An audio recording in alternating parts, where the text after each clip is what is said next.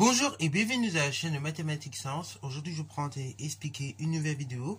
Cette vidéo tout simplement en mathématiques pour les premières spécialités. Et dans cette vidéo pour les premières spé maths, ici je vous propose de voir comment on va résoudre une inéquation. Alors justement, on ne va pas résoudre n'importe quelle inéquation, puisqu'ici vous remarquerez, on est sur une inéquation du second degré. Car tout simplement, l'exposant le plus élevé qu'on a appliqué à x, vous voyez, c'est l'exposant 2. Donc, inéquation du second degré. Alors, on va voir justement comment on peut résoudre ce type d'inéquation. Donc, encore une fois, je ne l'ai peut-être pas dit, mais si tu te sens chaud pour le faire, tu peux mettre la vidéo en pause, essayer de résoudre cette inéquation.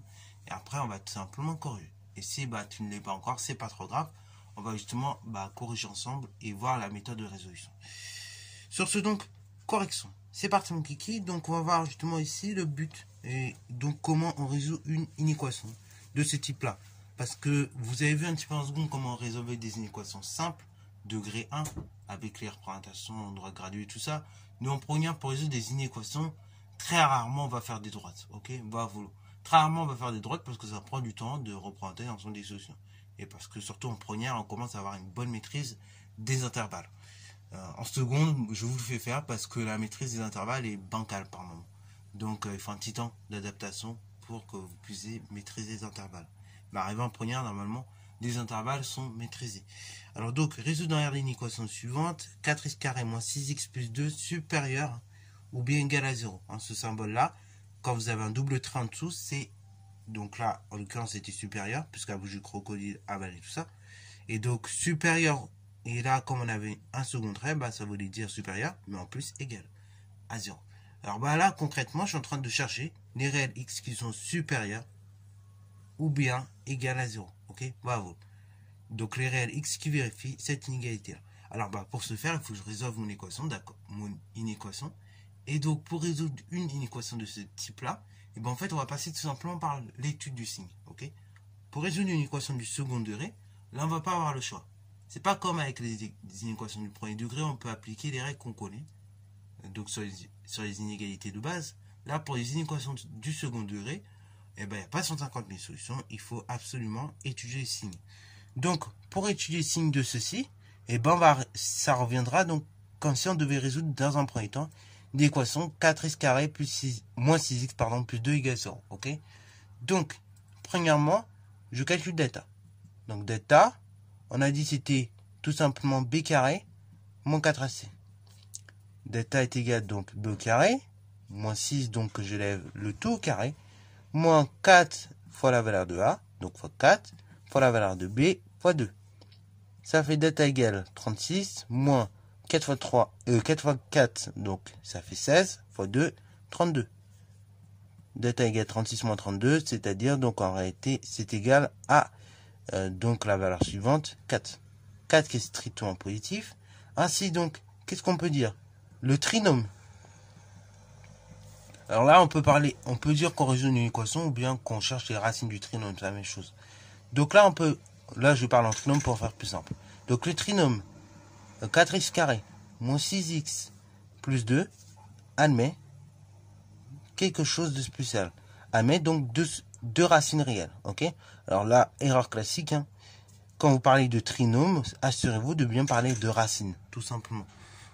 Parce que forcément, on ne va pas parler de la même chose quand on parle de trinôme ou d'équation du second degré. Quand c'est équation, on parle de solution. Quand on parle de trinôme, ce sera racine. Alors, le trinôme 4x carré moins 6x plus 2 égale, enfin là, il n'y a pas de égal 0 d'ailleurs, admet donc deux racines réelles. Ce qui fait donc que x1, c'est égal toujours à la même chanson, moins b, moins racine carrée de delta, divisé par 2a, c'est-à-dire donc l'opposé de b, donc 6, moins la racine carrée de 4, delta faisant 4, donc c'est racine carrée de 4, divisé par 2a, donc 2 fois la valeur de a, c'est-à-dire 2 fois 4. Donc ça fait moins 6, moins 2, divisé par 2 fois 4, donc 2 fois 4, 8. Ça fait donc en réalité 4 divisé par 8, tout simplement un demi.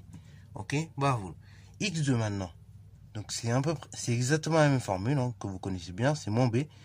Sauf que là, au lieu de faire moins racine carrée de delta, on fait plus racine carrée de delta. Donc c'est moins b plus racine carrée de delta, divisé par 2a, c'est-à-dire l'opposé de b, donc il fait plus 6, plus cette fois-ci racine carrée de 4, divisé par 2 fois 4.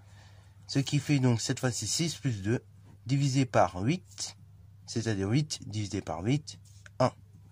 Ok, bravo. Donc on arrive à cette étape-là. Maintenant, qu'est-ce que je fais? Tableau de signes. Ok, là, là, on me donne j'ai deux données. Data est positif. J'ai donc deux racines réelles. Ok, mes racines 1,5 et 1. Donc là, dans un premier temps, je vais faire un tableau de signes qui va résumer tout ça. Alors, comment on va résumer? Vous allez voir ça tout de suite.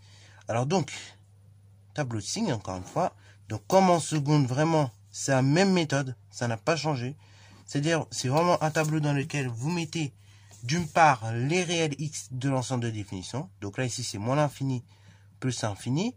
Après, vous mettez tout simplement ici les racines de votre trinôme que vous avez trouvé par calcul. Donc ici, 1,5. Et après, vous avez 1. Et après, donc, vous mettez dans la seconde ligne. Donc là, on va pas mettre f de x ou quoi comme on a l'habitude. On va tout simplement mettre le trinôme. Donc, qui est 4x carré moins 6x plus 2. Ok. Donc là, quand vous devez indiquer le trinôme, prenez bien la place qu'il faut. Après, voilà, toujours un petit peu de place, sinon ça peut déborder. Alors, ça prend des choses. Deuxième des choses, au niveau de mes racines, tout de suite, ce que je peux faire, comme je sais que ce sont les racines du trinôme, ça fait que si je remplace ces valeurs-là, donc 1,5 et 1 à la place de x, et bien tout simplement, je vais obtenir 0. Donc ainsi, en dessous de 1,5 et de 1, je mets des 0. Ok. Après, deuxième des choses, je précise la valeur de a. Donc ici, a est égal, combien? Ben, c'est 4. 4, strictement positif. Donc là, regardez, le signe de notre fonction, on va regarder à nouveau les courbes pour vous aider. Le signe de notre fonction f, ça va être tout simplement le signe de a, sauf entre les deux racines. Au niveau des entre les deux racines, en revanche, on aura le contraire du signe de a. Donc, à l'extérieur des deux racines, c'est-à-dire de moins l'infini à 1,5, signe de a, plus, entre 1 et plus infini, donc à l'extérieur encore des racines, c'est plus, c'est vraiment le signe de a, et entre 1,5 et 1, comme on est entre deux racines, ce sera le contraire du signe de a, moins. Et voilà, on arrive à cette étape-là. Alors, dernière étape, n'étant pas de faire le tableau de signes, il faut établir l'ensemble solution. Ça, il y en a beaucoup, ils oublient et ça peut vraiment faire perdre des points. Donc, faites bien gaffe là-dessus. Donc ici, c'était de résoudre une équation, donc 4x carré moins 6x plus 2 supérieur ou bien égal à 0. Déjà, regardez, c'est tout simple. En fait, il suffit de dire. Quelle case va intéresser? Bah, c'est les cases plus. Hein. Les cases plus où les endroits, il y a marqué 0. Ok? Donc ça, jusque-là. Et là, pareil, on part de là et jusque à plus infini. Donc ainsi, vous avez bien compris l'ensemble des solutions. C'est toutes mes cases qui sont coloriées en bleu. Plus, bien évidemment, les racines. C'est-à-dire, en gros, c'est l'ensemble des réels allant de moins l'infini à 1,5 et l'ensemble des réels allant de 1 jusqu'à plus infini. Ok? Avec 1,5 et 1 inclus à chaque fois dans les intervalles. Ok? Puisque c'est supérieur ou égal. Ok? Ainsi, donc, grand S est égal, crochet ouvert, donc en toujours moins l'infini. Après, jusqu'à 1,5. On ferme le crochet, par contre, de l'intervalle, puisque 1,5 est compris dans l'intervalle. Union, puisque c'est également l'ensemble des réels de 1, compris, jusqu'à plus infini. Là, par contre, toujours exclu. Donc, on ouvre, parce que ça n'a pas de sens de fermer en plus infini. Parce que plus infini n'étant pas un nombre bien défini, à proprement parler. Voilà. Alors, du coup, voilà, on arrive à notre ensemble de solutions. J'espère que sur ce, c'est la fin de cette vidéo. J'espère qu'elle t'a plu. Si c'est le cas, n'hésite pas à la liker, commenter et bonne à toi en mathématiques et en sciences.